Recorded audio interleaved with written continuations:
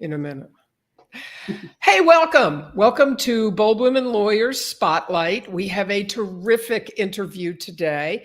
For those of you that don't know me, I'm Sharon Christie, founder and CEO of Bold Women Lawyers, where I provide business coaching for women lawyers in solo and small law firms. And today we have Beth Granger, who is going to tell us everything you need or want to know about LinkedIn. Because LinkedIn is, for so many people, it seems like such a big project, and they don't know where to start and they don't know what to do. And so Beth is here today to tell us all about that. But first, let me tell you about Beth. She is a lot of things. Beth is a trainer, a consultant, and a speaker who works with organizations and individuals who want to unleash the power of LinkedIn. And I know that all my lawyer listeners do want to unleash that power, Beth. So that's perfect. Her clients call, I love this. I love this in your bio. Her clients call her part friend, part consultant, part confidant, a sales enabler, and a LinkedIn oracle.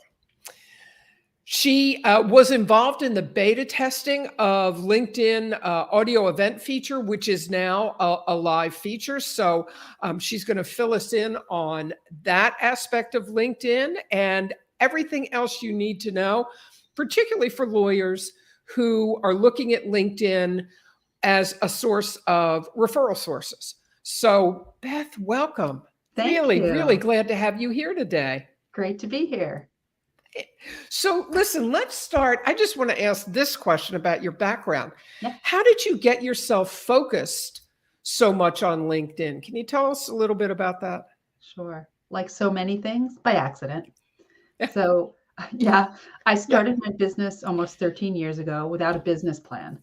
And so I did a lot of different things, website project management, social media strategy, all different things.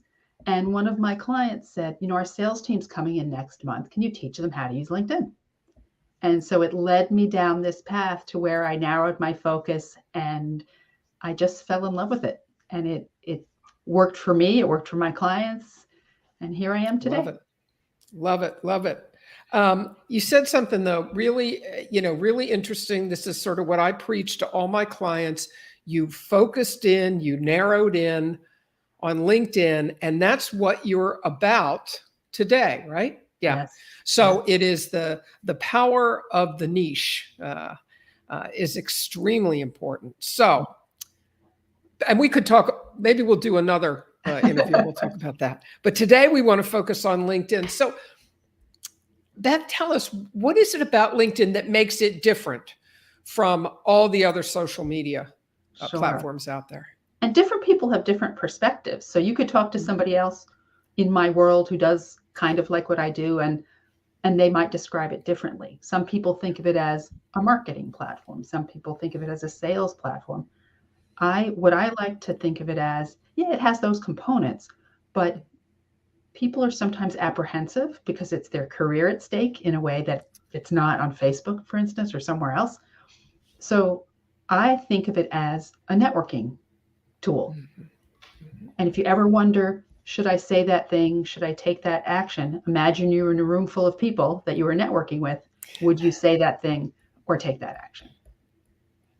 Great advice. No, that really is great advice. Yeah, I love it. Okay. So it's a networking tool, but obviously, it's a lot easier, I think, for many people to be in a room full of people and network that way. Yes. So tell us about effective networking on LinkedIn. A couple of things. I actually like to really combine it with the other networking that I do off of the platform, whether it's virtual or in person, because you can meet somebody in person and then strengthen and continue that relationship on LinkedIn, or the other way around. There are ways to join conversations and meet people on LinkedIn and then hopefully bring that to a phone call or offline conversation. Exactly. So let's talk about that, because I think that's where a lot of people get stuck. Like, I put all this stuff up and I might message somebody or they message me, but what am I supposed to do with it? How should it work? What should I be doing? So there's so many places I could go with this. So one of the things, I gave a talk yesterday for a business library within the library system locally here where I live. Wow. And one of the things we talked about was using LinkedIn to be more specific with your referral partners. So in some cases, you don't need to meet. You have enough referral partners to make your business what you want it to be. And if somebody says to me, Beth, I want to meet a trust and estates attorney, suddenly my mind goes blank. I can't think of anybody. But right. If they look at my LinkedIn connections and say to me, oh, I see you know Jamie Lewis, can you make an introduction? That is a much more specific request. That's yes or no. And it's a conversation. It's, oh, absolutely. I'd love to introduce you to Jamie, but I also know. And so it gets your mind thinking. Mm-hmm. So using it that way, and then on the platform, supporting your referral partners. So if they share content, engage with that content so your network can see it. It's almost like introducing them to your network just by engaging with their content. You know, that's a great point, because sometimes lawyers will say to me, you know, listen, I really want to build up my referral network, but I feel kind of bad because the nature of my business doesn't lend itself to me frequently sending them a case. But you've nailed it right here that, you know, maybe you can't, maybe you don't get a lot of clients who are looking for that type of law, but you can share the content, right, with your group and comment on it. Can you talk a bit about commenting? Because again, I think a lot of people get confused. They'll say, well, I liked it. I said, great article. Is that effective? No. I mean, it's a continuum, right? Right. A like is better than nothing, but the best thing is, again, imagine you were in person and somebody said to you whatever they said in their post. What would you say back? So you wouldn't just say, oh, great thought. It would become a conversation. So say what you would have said back in person. And the other thing I thought of is this whole idea of, you know, networking. It's not always direct back and forth. People can't always refer each other. Sometimes there's somebody like down the line from you in the path of things that happen in the world. Mm-hmm. So, but there are other ways to support people, like we were talking about commenting, or if you have a LinkedIn live show, invite them on your show. You're essentially introducing them to your network. Exactly. And I think that's where many times people forget that can be just as effective as saying, I just referred Steve Smith to you. He needs, you know, to talk to a trust and estate lawyer, because you are broadening their exposure.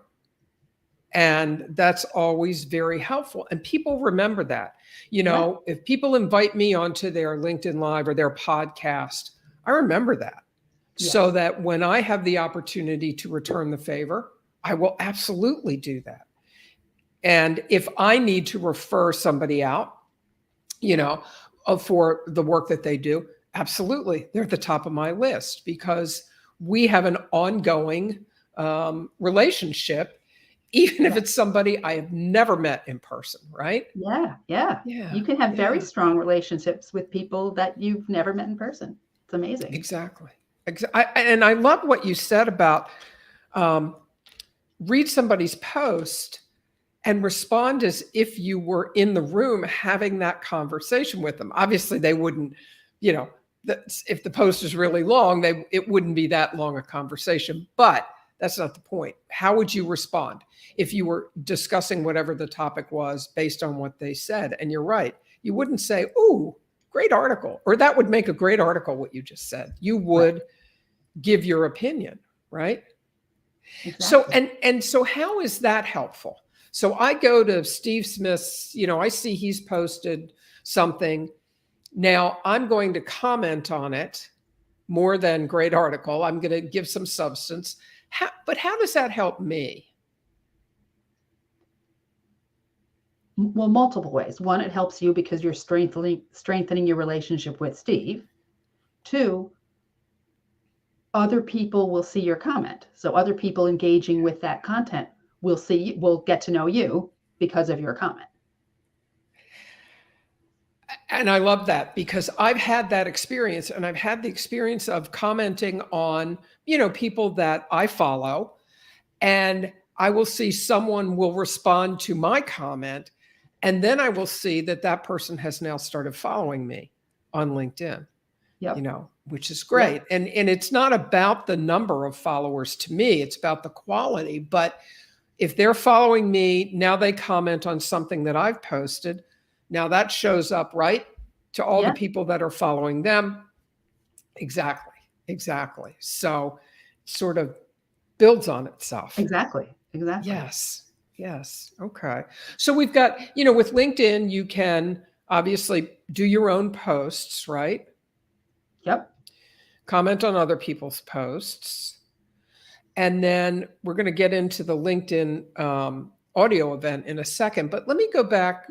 I want to talk a minute about what should I post? That's a common question. So tell us how we figure out what should we post, and how often should we do it?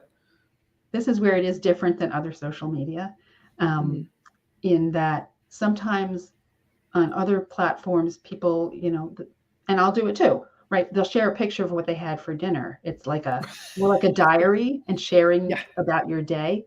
I like to, if somebody's not sure what to share on LinkedIn, I say to them, look at your feed, look at the posts that stop you, that you engage with, that interest you, and say, okay, what about that post? And typically it'll be something that's either informational, educational, inspirational, poses a question or a comment, right? Or it's just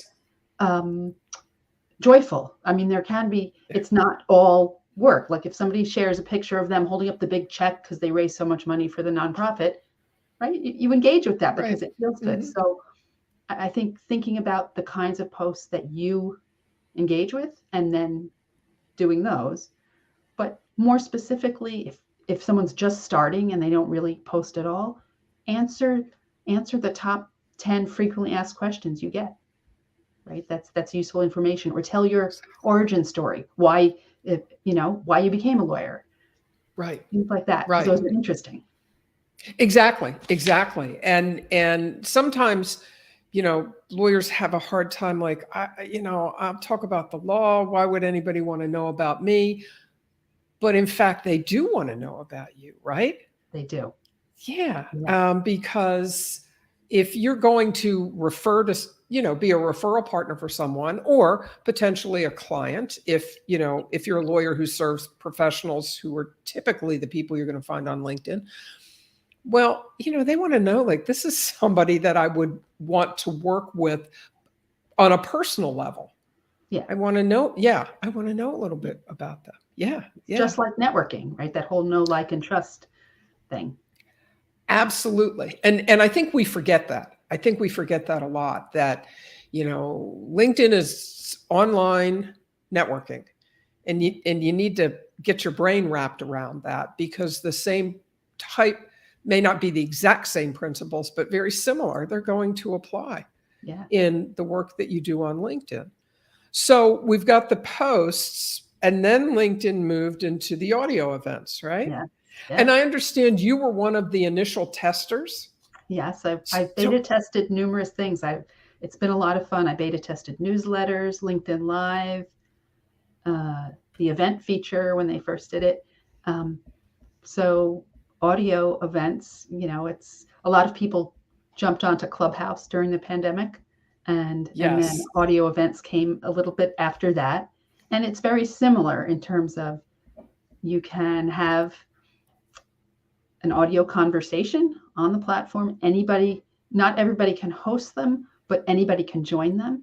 And I actually had, as part of beta testing, I tried to break it essentially. I did all sorts of experiments with it. And one of the ones I had was actually a panel discussion with attorneys talking about what they didn't learn in law school. Oh, that's so great. What a Yeah, great topic. right? Yeah. Like running a Yeah. business, or Eh, one person actually said, in fact, we didn't really learn the law in law school. We learned how to think about the law in law school. there's a lot of truth in that. Yeah. Yeah, Yeah. yeah, Yeah. I We remember could all tell stories that. about that. Yes. Yeah, Yes. I remember cramming a lot about a certain aspect of law into my head for the bar exam, because we hadn't covered that much, yeah. if at all, in law school. Yes. And Yes. also with audio, it's a network, back to the whole networking thing. It's a networking opportunity because it's like being at a trade show or a trade event, and you're in a breakout session and you're listening to the people who are speaking, but you can also check out who else is in the room. You can have conversations with the other people that are part of the live, even if they're not speaking and you Right. don't know them. So you can meet people. Right. Or if somebody says something particularly interesting, you can send them a connection invite and say, I really like that. I'd like to talk about that further. So tell me, just so it's clear to everybody, the difference between an audio event on LinkedIn and a podcast. They're both audio. Yes. What's the difference? Sure. A podcast is actually closer to what we're doing now with LinkedIn Live. Right. Because some people actually use the audio from their lives to be a podcast. The LinkedIn audio is more of a conversation. So it can be a similar format to what we're doing here today. It can be people just speaking, but the people who are participating can raise their hand, come up on stage, and join the conversation. So that's where it's powerful. So, and you mentioned Clubhouse, because that's very Mhm. similar. I mean, that's really what It Clubhouse is all about. So I'm a lawyer. I have my own firm. I'm trying to figure out, does this make sense for me? Why would I pick LinkedIn audio event, say, over Clubhouse? To me, for any social media, actually, I like to think about, or just business in general, be where your prospects and referral partners are. So if those people are on Clubhouse, maybe you want to be there. I used to say pre-COVID, if they play golf, learn golf. So because so many of the people that you want to have conversations with are on LinkedIn, typically it's a great place to do that. So if you are doing an audio, you said not everybody can host, but everybody can participate, right? The way it works is not everybody knows this. There are two different kinds of profiles on LinkedIn: regular profile and creator mode. Mm-hmm. Mm-hmm. And Exactly. if you turn on creator mode, you immediately have access to host LinkedIn Live, LinkedIn audio, and newsletters. Yeah. But not everybody wants to. Mm-hmm. Not everybody should. Some people would rather just join conversations or have somebody else host it and they're one of the speakers. Sure. But how would I get notice? Like if you were going to do a LinkedIn or an audio event, Mm-hmm. how am I going to know about it? Yeah, it's a little tricky because the event feature, which is a good thing to use to promote either a LinkedIn Live or an audio event, it's a little awkward. I don't love it. Clunky, yes. Yes. Mm-hmm. So what you can do is you can make a LinkedIn event, and then you can invite people in your network to the event, and they can click that they're attending, and then they'll be notified when it starts. But I also promote it, if I'm going to do any kind of event, I promote it with posts. I share it with my email list. I share it on Facebook. Say, hey, come over to LinkedIn. Exactly. So exactly. Everywhere. Yeah. Yeah.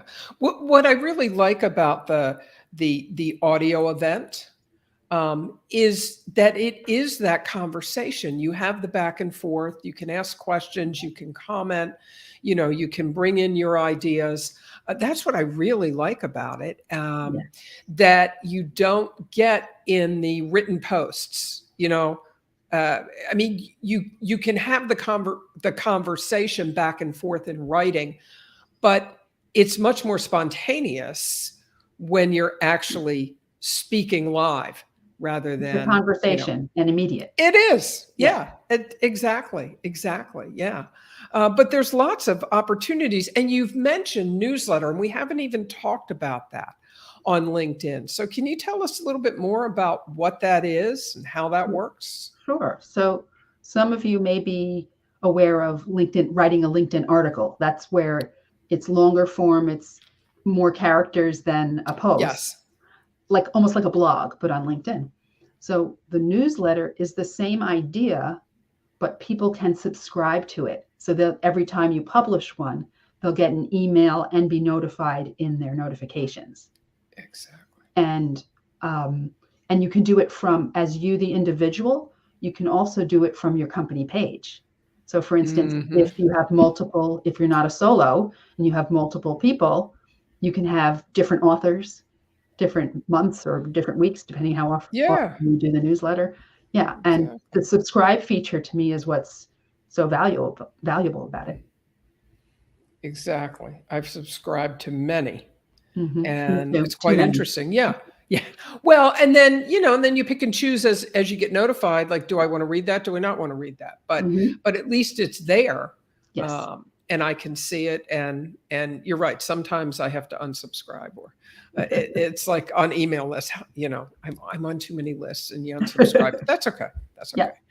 Yeah. So LinkedIn, has moved from then I think how we all thought of it in the beginning, which was, it's what I use if I need a new job, right? And I'm going to post my resume and I'm going to be looking, and that's great. But I don't even know. I know it's still effective for people who are looking for a job, but it has moved so far beyond that. For law firm owners, for everybody, but particularly for law firm owners, it's just great. And I think the other thing that's important for people to understand, you don't have to do it all at once. You don't have to write the newsletter and do LinkedIn Lives and be posting and be commenting and do audio events and attend audio events. You don't have to do it all at once. Right. When you're starting out, what would you say? I'm just starting. How would I start? I have a sort of, I don't know if it's actually 10 minutes, but I like to think of it as a 10-minute a day kind of approach. There are things that I want to do every day, but then there are things I do less frequently. So some of the things that make sense to do every day: one, look at incoming connection invites and make some decisions if you want to accept those or not. Messages, you don't want to miss a message that's potentially work for you or an introduction. Notifications. So that's where, if you're not super active, that's probably going to look like a lot of work anniversaries and birthdays. But the more active you are, the more those notifications come into play.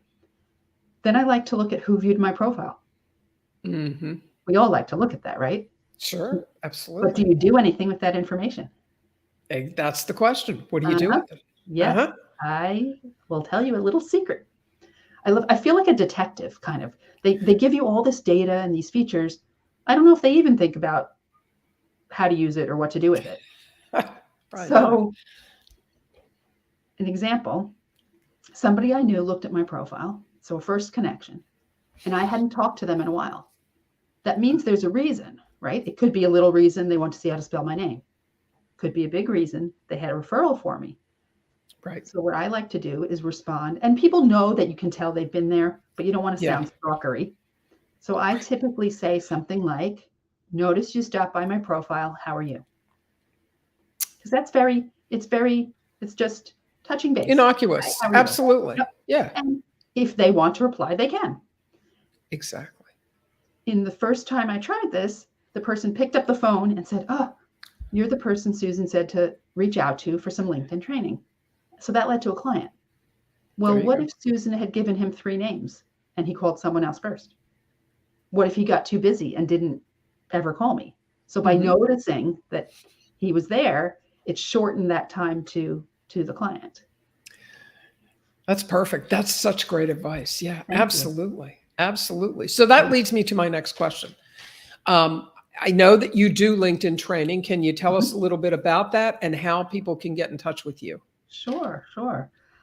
So like you said, when you introduced me, I work with both individuals and organizations. And I work with people in all different ways. Sometimes it's just they need a profile refresh and they're good to go. They don't need any other help.